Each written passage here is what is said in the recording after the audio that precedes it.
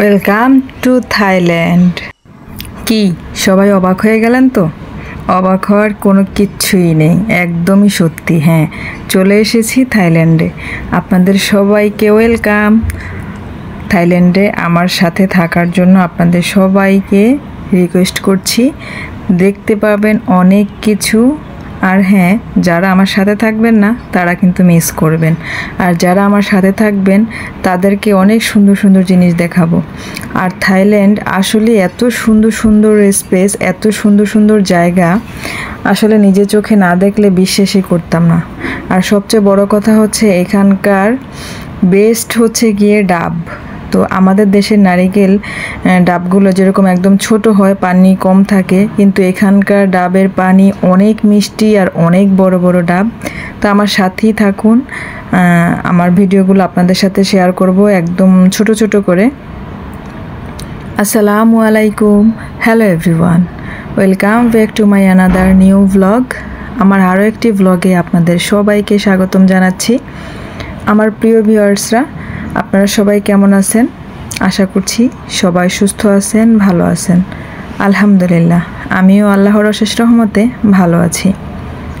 আমার প্রিয় ভিউয়ার্সরা, যারা আমার সাথে অলরেডি দেখা শুরু করেছেন, আমাকে একটি লাইক দিয়ে আমার পুরো ভিডিওটি জুড়ে সাথেই থাকবেন। আশা করছি আপনাদের কাছে ভিডিও অনেক বেশি ভালো লাগবে। তাই তো দেখতেই পাচ্ছেন থাইল্যান্ডের ঘরগুলো কীরকম। আর এই যে আপনাদেরকে সেই নারিকেল দেখাচ্ছি, আর ওনারা এত সুন্দর করে নারিকেলগুলো কাটে, ডাবগুলো, আর পানিগুলো অসম্ভব মিষ্টি থাকে। আর ভিতরে যে নারিকেলটা হয় ওইটাও কিন্তু ভীষণ মিষ্টি থাকে। তো না খেলে এটা বুঝতেই পারতাম না, বা যারা খেয়েছেন শুধু তারাই বুঝতে পারবেন। ওনারা কিন্তু নারিকেলগুলো কাটে ভীষণ সুন্দর করে, আর এত ঝটপট ঝটপট করে কেটে ফেলে, মানে আমি একদম মুগ্ধ হয়ে তাকায় থাকি।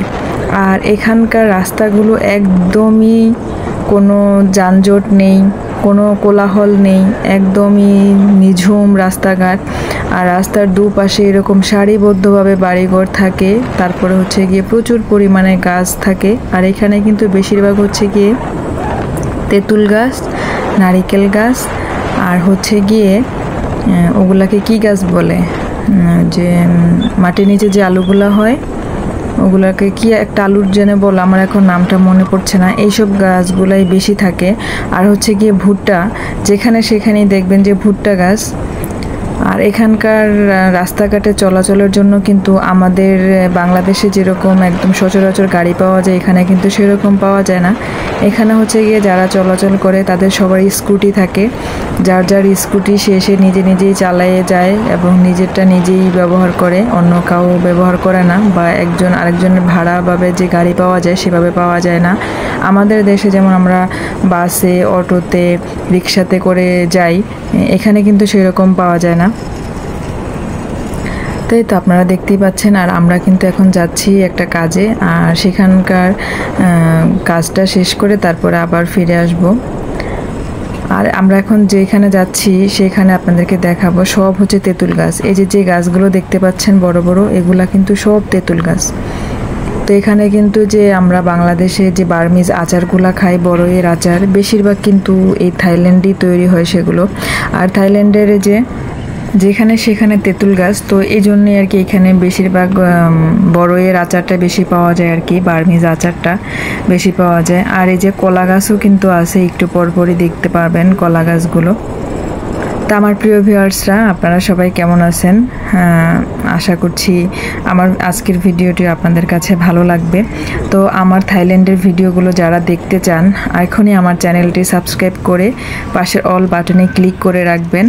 তাহলে আমি যখনই ভিডিওগুলো ছাড়বো সবার আগে নোটিফিকেশন পাবেন এবং সময় সুযোগ করে দেখে নিতে পারবেন। তো এটা হচ্ছে কি একটা মন্দির।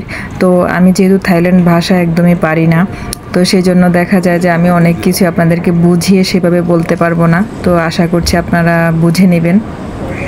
আর এই যে দেখেন কত বড় বড় তেঁতুল গাছ, মোটা মোটা তেঁতুল গাছ।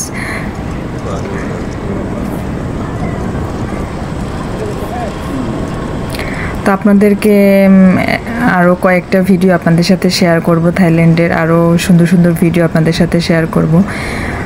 আর এখানকার তেঁতুলগুলা কিন্তু প্রচুর পরিমাণে মিষ্টি থাকে, একদমই আমাদের বাংলাদেশে যেরকম গ্রাম অঞ্চলে যেরকম তেঁতুলগুলো পাওয়া যায় একদমই সেরকম না। জাস্ট হচ্ছে গিয়ে আমরা যে কক্সবাজারে যেই মিষ্টি তেঁতুলটা পাই সেইখানের মতন এখানের তেঁতুলগুলা।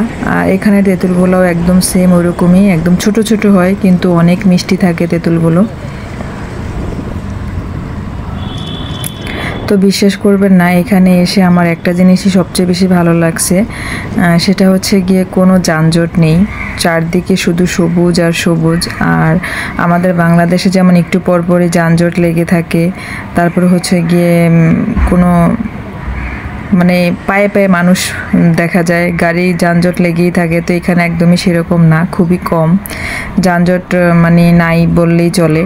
আর হচ্ছে গিয়ে যার যার কর্মব্যস্ততায় সেই থাকে, কারো আশায় কেউ পড়ে থাকে না। এক কথায় হচ্ছে এদেশে পরিশ্রমী মানুষ হচ্ছে বেশি।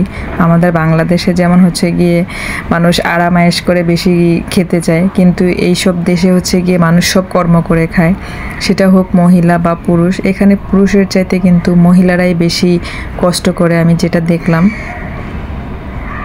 তো যাই হোক, আপনারা দেখতে থাকুন।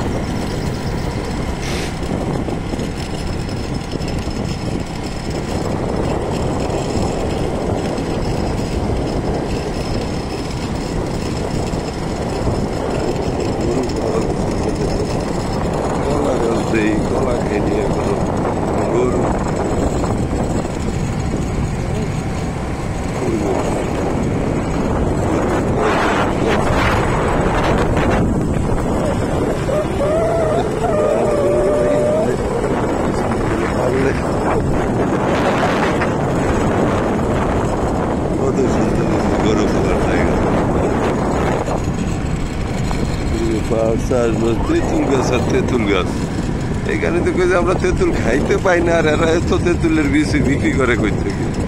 হ্যাঁ, আর এরা শুধু তেঁতুল খায় না, শুধু বেশি বিক্রি করে। এরপরে এই যে বড়ই আর বড়ই, এই দুটো জিনিসই দেখি, তেঁতুল বড়ই।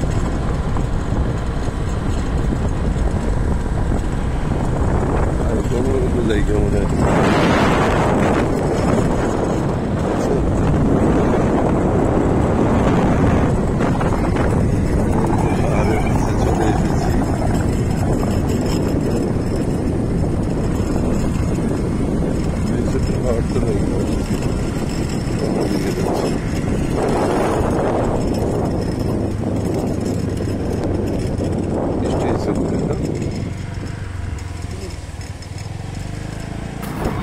এখানে হচ্ছে কি অনেক বড় বড় পাহাড়, আর কাছ থেকে না দেখলে বিশ্বাস করবেন না এত সুন্দর। মনে হচ্ছে যে পাহাড়ের উঁচুতে উঠলে মনে হচ্ছে যে আকাশ ছুঁতে পারবো, এরকম ভালো লাগে। তো আমার আজকের ভিডিওটি এ পর্যন্তই ছিল। সবাই সুস্থ থাকবেন, ভালো থাকবেন। আর হ্যাঁ, আমার পরবর্তী ভিডিও দেখার জন্য এখনই আমার চ্যানেলটি সাবস্ক্রাইব করবেন, পাশের অল বাটনে ক্লিক করে রাখবেন।